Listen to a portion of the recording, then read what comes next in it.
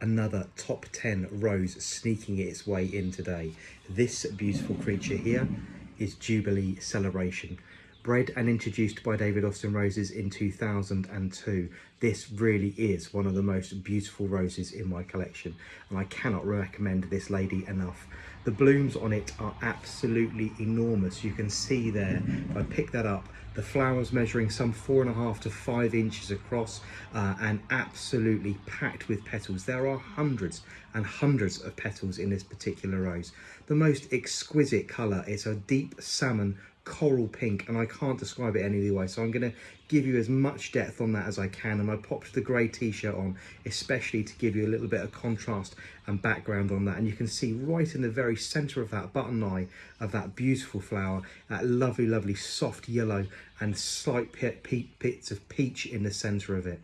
There is one drawback with this particular rose. The size of the blooms does mean it does flop ever so much, and it does, if it rains, have a tendency to snap, which is a little bit upsetting. But Jubilee Celebration is a really good rose, and if you have the space, this is something you should seek out.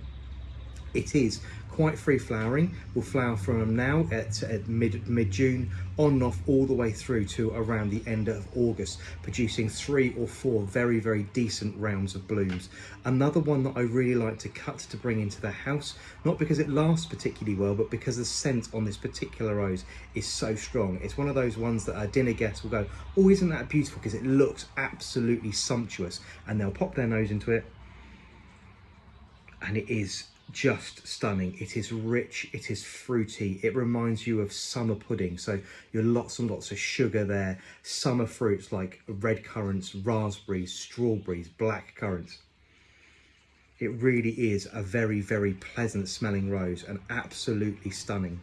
It has quite a deeply serrated leaf. You can see there those cut leafed edges surrounding the actual outside of the leaf edge itself, making the whole thing very attractive, and very much like other roses that were bred at this particular time during David Austin's history. You get this bleaching to the outside of the petals, so much like Port Sunlight and much like Grace, you end up with this bleaching effect to the outside of the petals as the blooms age over the 2 or 3 days that they're actually out, giving it a very lovely antique look to it just before the petals drop. Also, much like Grace, you have this very distinguished shape to the actual outside of the petal. I don't know if you can see that, but they are actually pointed at the middle of them. Instead of being rounded, they have actually got a slight triangular point to the end of the petal, giving you this lovely sort of starburst lotus flower look to the actual rose itself.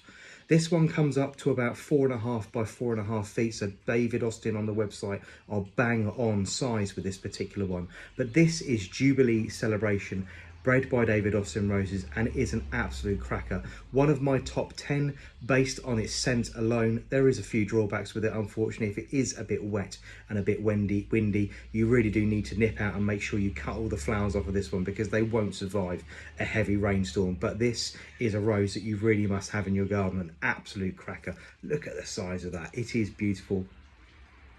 And the scent, as I say, rich, fruity, summer pudding, strawberries, raspberries, all of those wonderful summer scents. This is a really good rose that you should have in your garden.